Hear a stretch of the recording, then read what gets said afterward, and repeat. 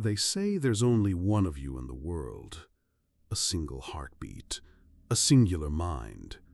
But what if that weren't true? What if one morning you woke up and you were already up? This is the story of Daniel Wren, a man haunted not by ghosts or monsters or nightmares, but by himself. Daniel Wren lived alone in a third-floor apartment just outside the city. He wasn't remarkable. He wasn't broken either. He was just normal. But that morning, something felt off. He always slept with his door closed. He remembered closing it. But now it stood wide open. That's weird. I definitely shut that. He chalked it up to wind. Maybe the latch didn't catch. Nothing sinister yet. He made his way to the kitchen. The coffee pot, as always, waited on the counter. Only, did I make this already? He hadn't. The spoon was still wet. The creamer bottle moved from its usual spot. Everything about it screamed normalcy, except one thing. He hadn't poured that coffee, and someone had. On the table sat a post-it, yellow, scribbled in his handwriting. "Meet me at 9. Don't be late." Daniel didn't remember writing it. Okay, funny joke brain, sleepwalking post-it notes, cool. He wanted to forget it. He really did. But deep in his gut, he knew someone else had been here. "Hello? You sound like you've seen a ghost. Rough night? I think I just drank ghost coffee." "Okay, explain." "There's a second mug and a note. In my handwriting, but I didn't write it." "Sleep writing? You've done that before." "No, this felt intentional, like someone wanted me to find it." The clock ticked. 9 a.m. approached. Daniel couldn't help himself. He needed to know. He left his apartment, walked 2 blocks down to the corner cafe, and waited. He waited until 9:02. That's when he saw himself. No, what the hell? Same face, same hair, same jacket. Everything exact. Except one thing. The other Daniel smiled. "You're late." "What is this? Who are you?" "You know who I am. You've always known." And then, just like that, he walked away, vanished into the crowd. Daniel didn't move, couldn't, because that man walked like him, smirked like him, even had the same scar above his right eyebrow, something no one else would know about. This isn't possible. It's wrong. But it was possible, and it was just beginning. Daniel didn't sleep that night. How could he? He'd seen his face on another man, a perfect replica. Not just a twin, not just a look-alike. Him. The clock blinked, 3:27 a.m. Daniel sat in the dark. The room felt foreign, alien, wrong. Think. It's a dream. Maybe it's a breakdown. Maybe it's stress. Maybe I'm finally snapping. He turned to his laptop, Googled every phrase he could think of. Seeing yourself in public, doppelgänger psychology, shared hallucinations. The answers were all the same. Folklore, myth, or madness. Then the knock came. 3 soft taps, not hurried, not desperate, just calm. "Nope, no way, not opening that." "Daniel, you have to let me in." It was his voice, identical in tone, breath, hesitation. "Why me? Why now?" "You're slipping. I'm here to take over. You know you want this. The voice disappeared. No footsteps, no retreat, just silence. Morning came like a mercy. He stumbled into work, eyes hollow, clutching his coffee like a lifeline. Hey, whoa, you look like you've been hit by a train. Didn't sleep. Too much caffeine, nightmares, I don't know. Well, I saw you in the break room like an hour ago. You looked fine then. What? I even said morning to you. But I guess maybe it wasn't you? And then it all started to unravel. People seeing him in places he hadn't been. A woman at the coffee shop thanked him for the extra tip. His boss praised him for finally wearing a tie. But he hadn't done any of it. Jamie, I'm serious. He's replacing me, piece by piece. Look, if this is a joke, it's not funny. If it's not a joke, then you need serious help. The world blurred, reality bent. Nothing felt solid anymore. He'd catch glimpses of himself in windows, not reflections, movements delayed. He'd turn and find no one there. His emails rewritten, calendar meetings scheduled, messages sent from his phone without memory. Can't wait to see you again soon. I didn't send this. I don't even know this number. Daniel set up cameras, every room, every angle. He stayed awake, glued to his screen. Then one screen went black, then another, until only one remained. In the hallway, someone moved. No. It was him, in his own hallway, looking directly at the camera and smiling. The screen flickered, and then nothing. Daniel didn't go to work the next day. He didn't sleep, didn't eat. He sat in his chair, staring at the blank screen where his duplicate had looked back at him and smiled. Nothing made sense anymore. Not time, not memory, not even his own face. He reached for his phone, tried calling Jamie again. You have to come over, please. I need you to see something. Are you okay? No, not even close. 20 minutes later, Jamie stood in Daniel's living room, staring at the camera feed, the saved recordings. Footage of Daniel walking into the apartment, then leaving, while Daniel stood right there watching. You recorded this? That's not me. It looks like you. I didn't come home at 8:13 p.m. last night. I was at the grocery store. I have a receipt. I didn't come home until after 9. Then who the hell is that? They watched in silence as the man on the screen made himself comfortable, kicked off his shoes, took food from the fridge, sat on the couch, opened Daniel's laptop, typed something. Pause it right there. What is he doing? He's changing my password. This is insane. I know. Daniel, what if you're the one who's not real? The question hit like a hammer. That night, Jamie slept on the couch. Daniel locked the bedroom door, barred it with furniture, and waited. But no one came. No sounds, no movement, just silence, the kind that feels too still, like something holding its breath. The next morning, Jamie was gone. No note, no text, his car still outside, his shoes still by the couch. Jamie! No answer.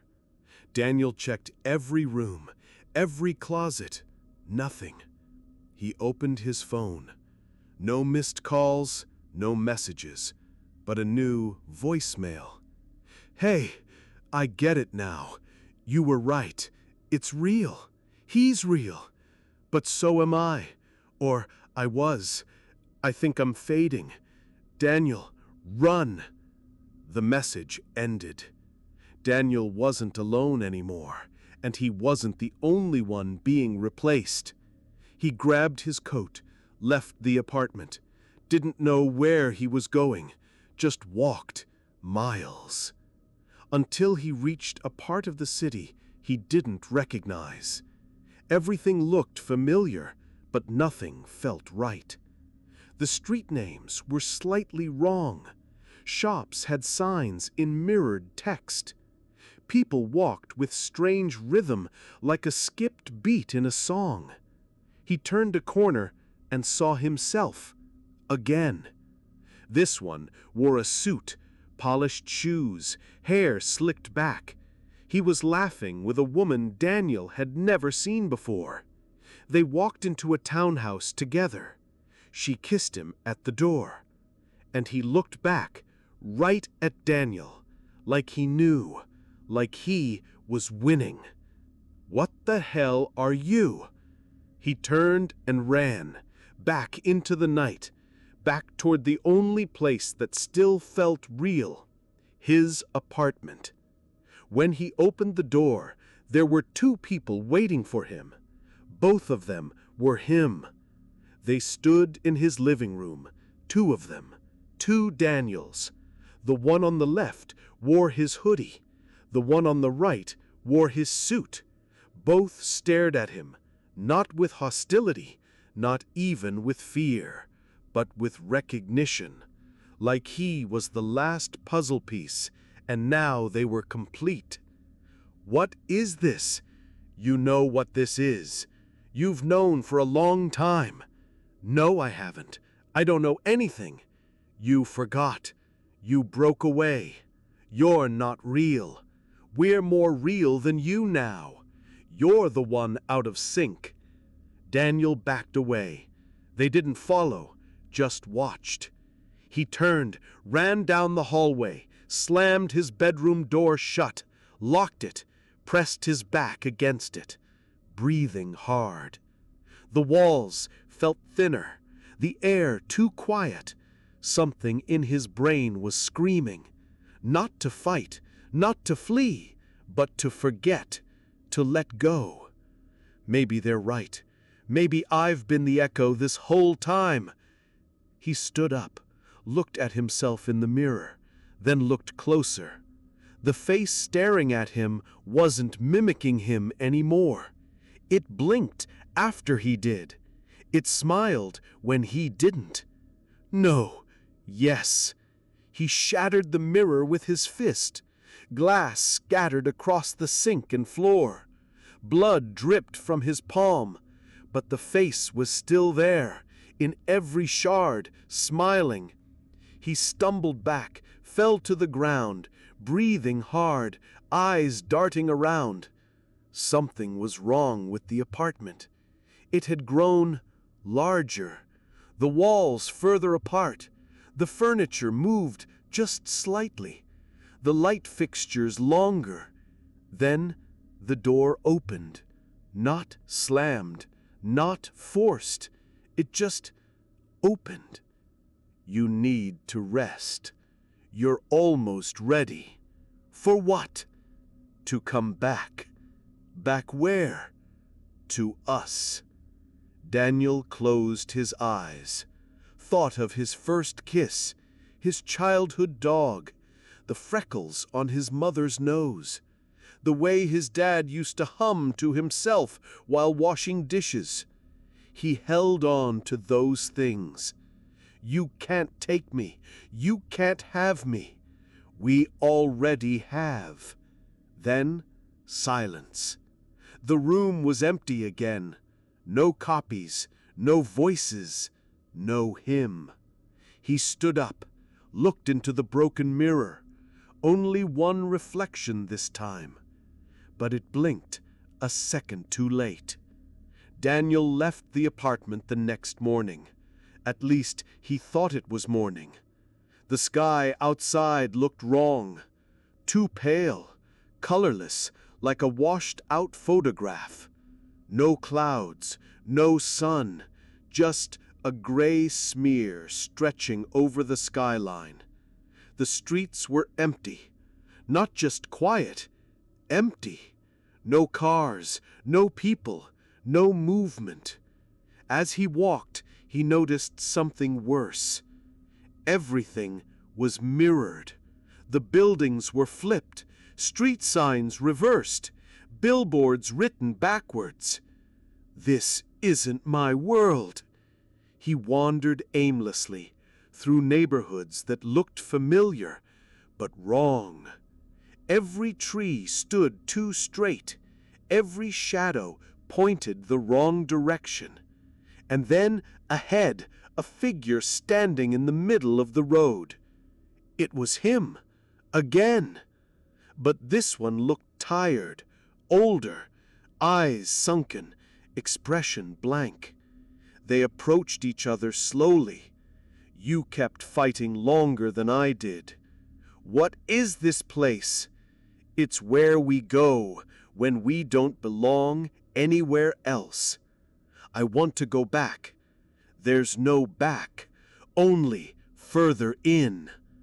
The ground beneath Daniel's feet rippled, like water over glass. Buildings began to slide apart. The sky cracked like porcelain, and something crawled through the fissures. Not a shape, not a thing, a presence, a version of him without a face, a hollow frame in the shape of Daniel. Its head twitched sideways, as if listening to a sound only it could hear. It took a step forward, then another. No, no, no! The faceless version raised a finger and pointed at Daniel's chest. Then it spoke, without a mouth. There is no original, only the version that lasts longest. That's not true. I'm real. I'm still me. You're the last one to realize you've already been replaced. Daniel ran, through alleys, down empty roads, through reflections of streets he'd walked 1,000 times, but everything was off. Time didn't move right. Shadows bent upward. He came to a glass storefront, some long-abandoned office, and looked inside. Dozens of himself, each staring out, each slightly different.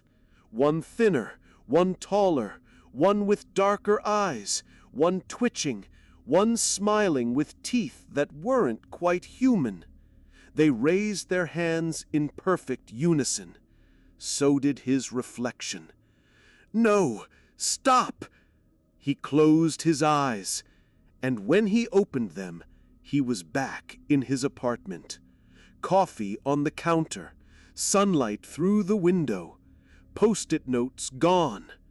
But something inside him felt hollow. His memories were there, but they felt second-hand.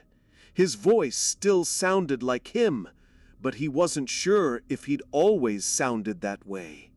And then the knock at the door. One single knock. He stood up, opened it slowly. No one there. Just a new post-it note. This time it read, "Nice try.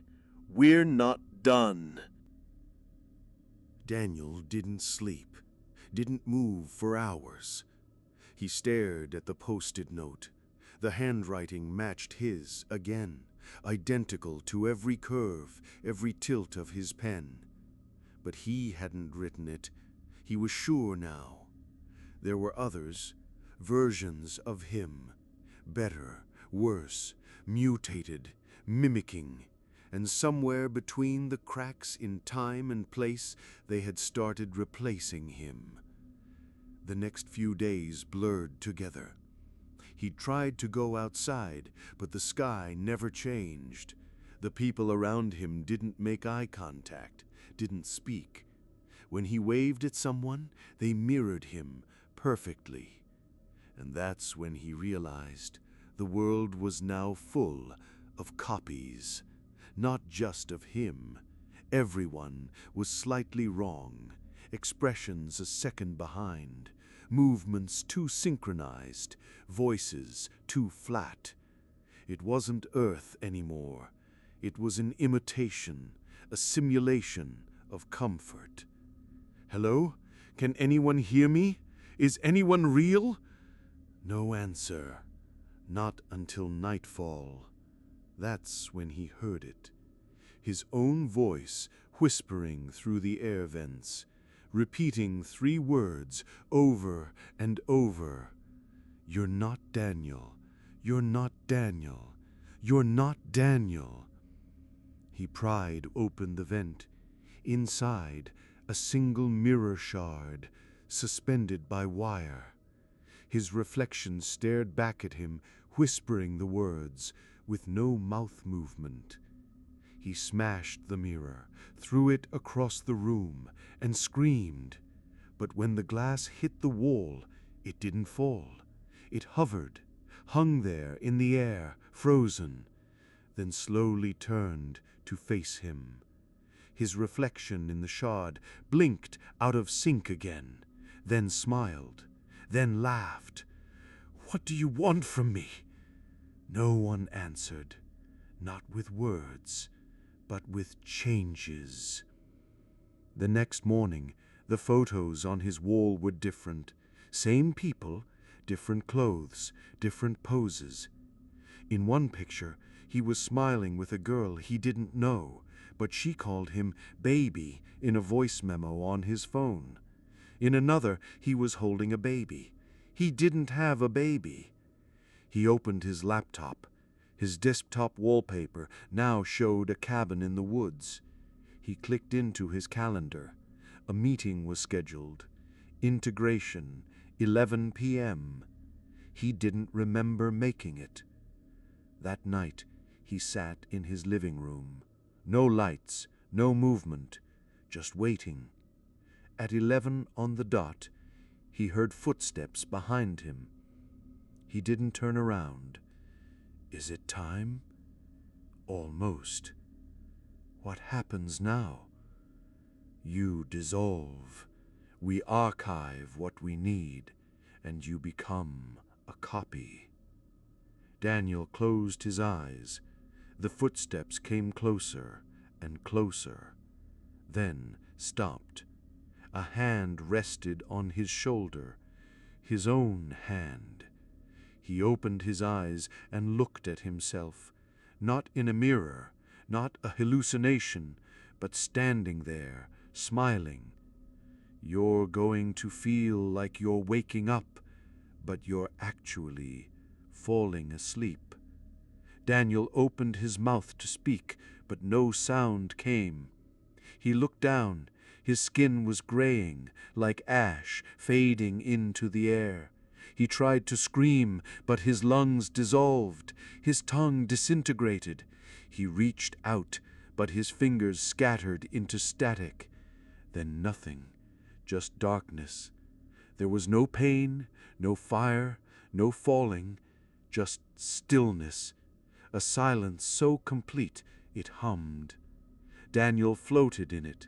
No body, no breath, no thoughts at first. Then, a memory. A dog barking in summer. The weight of a blanket at 6 years old. His mother's voice calling him in for dinner. And then a second memory, but not his. A woman he didn't know, laughing at a joke he hadn't told. A beach he'd never seen. A funeral he'd never attended. And then a third, a fourth, hundreds, flooding him. He realized they weren't just replacing him, they were backing him up, integrating versions, compressing lives, combining identities into a single usable model. He was being archived. No, I'm not done yet. The silence cracked. A sound returned, faint at first. Heartbeat, one steady thump. He grabbed onto it, built himself from it, thought by thought, breath by breath. A name, a purpose. Daniel. He forced open his eyes. He was standing in a white room. No walls, no ceiling, just a floor stretching into forever. Ahead stood a figure, wearing his face, smiling. You're persistent, I'll give you that. Where are we? This is the staging area, the place between the real and the repurposed. You're not supposed to be conscious here. Let me go! We can't. You've already been overwritten. This is just a stray thought, a scrap of code trying to make sense of deletion. Then I'll fight it. There is no fight, only format. Daniel lunged forward. Their hands met, identical, their eyes locked. The world rippled. For a moment, one Daniel faded, then the other, then both flickered. Then only one stood. But which? He stood alone in the white space, chest heaving, hands trembling. Was he the copy? Was he the original? Was there ever a difference? A whisper answered him. There never was. And then he opened his eyes, back in his apartment, coffee on the counter, photos on the wall, normal, ordinary. The clock read 7:15 a.m., just like it had that first morning, but this time there was no second mug, no post-it, no knock, just silence. I made it, I think. He walked to the mirror, stared into his own eyes, watched them closely, waited for the delay, the smile, the twitch. Nothing, just himself. He laughed, quiet at first, then louder, until the laugh became a sob, then silence again. He touched the mirror and whispered, "If you're still in there, I'm not letting you back in." Days passed, then weeks. Daniel tried to live normally again. He went back to work, spoke to people, ate at the same cafe. No one mentioned the other versions. Jamie never came back, and when Daniel asked around, no one remembered him, not even his name. "Jamie," they'd say, "are you sure you're thinking of someone else?" He wanted to believe it was over, that whatever had happened, whatever he had become, it had passed. The lights no longer flickered, the mirror no longer delayed. His reflection was always his own. But then, one night, he woke up at 3:27 a.m., and there, beside his bed, sat a copy of him, not moving, just watching. No smile, no malice, just presence. "Why are you here?" "Just making sure you're stable." Stable? You're a version now, integrated, accepted, finalized. We monitor all final builds. Daniel sat up, heart steady. He didn't panic, didn't scream, because somewhere deep down he knew the truth. He wasn't himself anymore. Not fully. He was a composite, an echo with structure, a mind with borrowed memory. But he was functioning. That was enough. "How long do I last?" "Depends. Don't degrade, don't fracture. Stay useful. The copy stood and walked out the bedroom door. It didn't need to open it. It simply passed through. Daniel stared into the dark for hours. By dawn, he felt blank, but operational. That word repeated in his head like a command. Operational. Later that morning, he checked his phone. No messages, no alarms, just one new calendar event. Next evaluation, 3:27 a.m., repeating weekly. He closed the phone, sat on the edge of the bed, smiled to himself. I'm not afraid anymore. Outside, the world continued like nothing had changed. But behind the walls, behind the glass, beneath the surface of every ordinary life, someone or something keeps track of the versions. Every smile, every sentence, every identity, filed, stored. Just become part of the archive.